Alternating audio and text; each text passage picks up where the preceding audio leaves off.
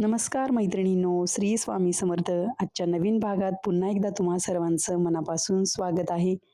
तर मैत्रिणींनो, आजच्या भागामध्ये तुम्हाला आठवडाभरासाठीच्या एकदम सोप्या, सुंदर, झटपट होणाऱ्या रांगोळ्या बघायला मिळणार आहेत आणि अगदी कमी वेळात काढता येतील अशाच रांगोळ्या आहे आणि तुम्हाला जमतील अशाच रांगोळ्या मी नेहमीच आणत असते. तर व्हिडिओ शेवटपर्यंत नक्की बघा आणि रांगोळ्या जर आवडल्या तर लाईक करायला विसरू नका. चॅनलला जर अजूनही सबस्क्राईब नसेल केलं तर नक्की सबस्क्राईब करा, कारण की रोजसाठीच्या रांगोळ्या एकदम सोप्या पद्धतीने काढून दाखवल्या जातात आणि त्या एकदम कोणालाही जमतील अशाच रांगोळ्या असतात. तर नक्की चॅनलला सबस्क्राईब करा. तुमच्या मैत्रिणींनाही आपले व्हिडिओ जास्तीत जास्त शेअर करत चला. तर मैत्रिणींनो, तुम्हाला माहितीच असणार आहे, उद्यापासून धोंड्याचा महिना सुरू होतोय, म्हणजे अधिक मास सुरू होतोय. 17 मे ते 15 जूनपर्यंत हा महिना चालू राहणार आहे. तर तुम्हाला धोंड्याचा महिन्याचं महत्त्व माहितीच असणार आहे. या महिन्यामध्ये भगवान विष्णूची म्हणजेच नारायणाची पूजा केली जाते. या महिन्याला पुरुषोत्तम मास सुद्धा म्हटलं जातं. तर अतिशय महत्त्वाचा महिना आहे. या महिन्यामध्ये लेक जावयाचं म्हणजे वाण देऊन त्यांची पूजा वगैरे केली जाते आणि ज्याच्या त्याच्या परिस्थितीनुसार कपडे वगैरे किंवा गोडधोड करून हा महिना साजरा केला जातो. कुणी सोनं नाणं वगैरे देतं. ज्याच्या ज्याच्या परिस्थितीनुसार दीपदान केलं जातं. आणखीन अनारसे वगैरे बत्ताशे देऊन हा महिना साजरा करतात. तर जावयाला भगवान विष्णूंचं म्हणजे नारायणचं रूप मानून हे वाण देण्याची प्रथा आहे. तर सर्वांच्या इथे दिलं जातं असं म्हणजे माहिती मला. प्रत्येक भागामध्ये वेगवेगळ्या प्रथा आहेत. त्यानुसार हे सर्व पार पडतं. तर मैत्रिणींनो, तुम्ही अजूनही जर दारासमोर रांगोळी काढत नसाल तर ह्या महिन्यापासून नक्की सुरुवात करा. अतिशय शुभ मानलं जातं रांगोळ्या वगैरे काढणं. म्हणजे असं रोज तर काढलीच पाहिजे, पण ह्या महिन्यामध्ये सुद्धा तुम्ही जर आपले जे शुभ चिन्ह आहे त्यांच्या रांगोळ्या जर देवासमोर, दारासमोर जर काढल्या, अतिशय प्रसन्न वाटतं आणि शुभ पण मानलं जातं. तर नक्की दारासमोर रांगोळ्या काढा. आपण ह्या महिन्यामध्ये अशाच अधूनमधून अधिक मास विशेष रांगोळ्या बघणार आहोत. तर तुम्ही व्हिडिओ नक्की बघत चला आणि रांगोळ्या पण नक्की ट्राय करा. खूपच सोप्या रांगोळ्या मी तुमच्यासाठी घेऊन येणार आहे आणि आजच्या रांगोळ्या तर पूर्ण आठवडाभराच्या रांगोळ्या एका व्हिडिओमध्ये आहे. तर ह्या रांगोळ्या तुम्ही देवघरासमोर किंवा दारासमोर दोन्ही ठिकाणी काढू शकतात. अतिशय सोप्या पद्धतीनेच काढून दाखवलेल्या आहेत आणि एकदम युनिक रांगोळ्या आहेत. तुम्हाला नक्कीच डिझाईन्स आवडतील. नक्की ट्राय पण करा आणि आजच्या रांगोळ्या कशा वाटल्या मला कमेंट करून नक्कीच सांगा. बऱ्याच मैत्रिणींच्या मला कमेंट्स येतात. मी त्यांनाही रिप्लाय करते. वेळात वेळ काढून तुम्ही व्हिडिओ बघताय मैत्रिणींनो. खूप छान वाटतं मला. तर आपण अधिक मास विशेष रांगोळ्या म्हणजे जसे की रोजच्या तर बघणारच आहो.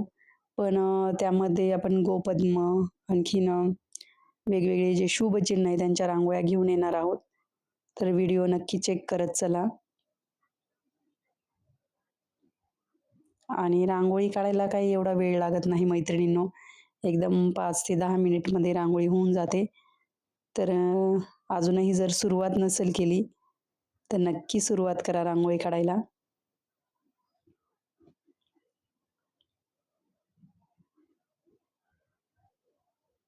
बरेचसे आकार आपण शॉर्ट व्हिडिओमध्ये बघितलेले आहे बेसिक रांगोळीचे. जर तुम्ही ते व्हिडिओ बघितलेले नसतील तर वेळात वेळ काढून एकदा चॅनलला भेट द्या आणि पूर्ण व्हिडिओ नक्की बघा. आपण प्लेलिस्ट पण बनवलेली आहे वेगवेगळ्या व्हिडिओंची, बॉर्डर रांगोळ्या वगैरे. तर ती पण चेक करा.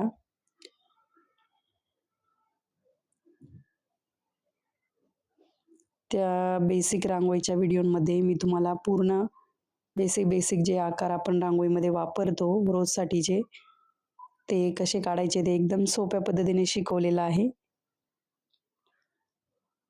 तर मैत्रिणींनो, अजून एक सांगायचं, जो या आधीचा धोंडा गेला 3 वर्षापूर्वीचा. तर पुरुषोत्तमपुरी म्हणून एक गाव आहे बीड जिल्ह्यातील, माजलगाव तालुक्यातील हे गाव आहे आणि पूर्ण भारतामध्ये पुरुषोत्तम भगवानांचं एकच हे देवस्थान आहे. गोदावरी नदीच्या काठी वसलेलं आहे असं म्हणतात की धोंड्याच्या महिन्यात तिथे दर्शन घ्यायला जावे. माझ्या भावाची सासूरवाडी तिकडे असल्यामुळे त्याचा लग्नानंतरचा पहिला धोंडा होता. मग आम्हाला सर्वांना त्यांनी धोंड्याला बोलवलेलं होतं. तर तिथून जवळच आहे 22 का काय किलोमीटर आहे माजलगावपासून पुरुषोत्तमपुरी. तर आम्ही तिथे दर्शनाला गेलो होतो. तुम्ही त्या ठिकाणी जर राहत असाल जवळपास बीड जिल्ह्यात वगैरे आणि तुम्ही गेलेलेही असाल, पण नसेल गेलेले तर ह्या अधिक महिन्यामध्ये नक्की जाऊन या. छान आहे. छोटंसं गाव आहे, पण छान आहे. प्रत्येक जो सणवार आहे त्याचं प्रत्येक याचं वेगवेगळं महत्त्व आहे, विशेष महत्त्व आहे. त्यानुसारच हे सर्व घडतं. जसे की हा अधिक महिना वगैरे येत असतो. आपल्याला वाटत असेल की अरे हे काय आहे असं तसं, पण ते प्रत्येक असं ठरलेलं आहे त्याप्रमाणेच सर्व गोष्टी पार पडतात. आपण रांगोळीमध्ये तेच तेच बेसिक आकार वापरून वेगवेगळ्या डिझाईन्स तयार करतोय. तर तुम्हालाही जमायला लागल्या असतील. बऱ्याच मैत्रिणींच्या कमेंट्स येतात की आम्ही रांगोळ्या शिकलोय आणि आम्ही आता आमच्या मनाने रांगोळ्या काढतोय. तर खरंच खूप छान वाटतं मला जेव्हा तुम्ही माझ्याकडनं काहीतरी शिकताय आणि स्वतः ट्राय करताय. तर खरंच तुमचं सर्वांचं खूप कौतुक करावंसं वाटतं मला.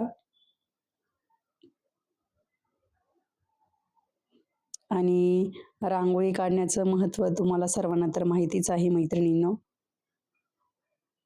नक्की रांगोळी काढत जा.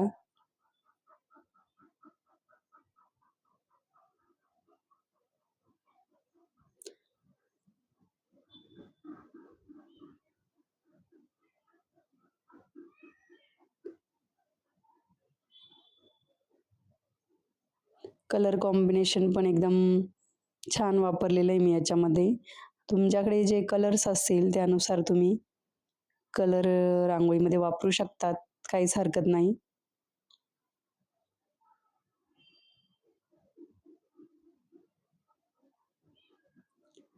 तर ही रांगोळी आजच्या भागातली शेवटची रांगोळी आहे. असा छोटासा चमचाचा वापर करून आपण असा आकार दिलाय 4 ठिपके काढून. नवीन डिझाइन आहे. तुम्ही बघितलंच असाल बऱ्याच डिझाईन्स आपल्या युनिक आहेत, वेगवेगळ्या आहेत आणि नेहमी मला असं वाटतं की नवीन-नवीनच डिझाईन्स तुमच्या समोर आणाव्या. त्याप्रमाणे मी सर्व विचार करूनच ह्या डिझाईन्स तयार करते. जेणेकरून तुम्हालाही कमी वेळात एकदम छान डिझाईन सकाळच्या घाई-गडबडीमध्ये एकदम छान-छान आणि पटकन होणाऱ्या रांगोळ्या काढता याव्यात. तर व्हिडिओ कसा वाटला आजचा कमेंट करून नक्की सांगा. म्हणजे रांगोळ्या कशा वाटल्या? तर आपण पुढच्या भागातही अधिक मास विशेष रांगोळ्या बघणार आहोत. तर नक्की व्हिडिओ पूर्ण बघा आणि भेटूया अशाच सोप्या, सुंदर, झटपट होणाऱ्या रांगोळ्यांसोबत पुढच्या भागात. तोपर्यंत रांगोळीची प्रॅक्टिस करा, दारासमोर रोज रांगोळी काढा आणि रोज नवीन रांगोळी शिका. धन्यवाद. Bye bye.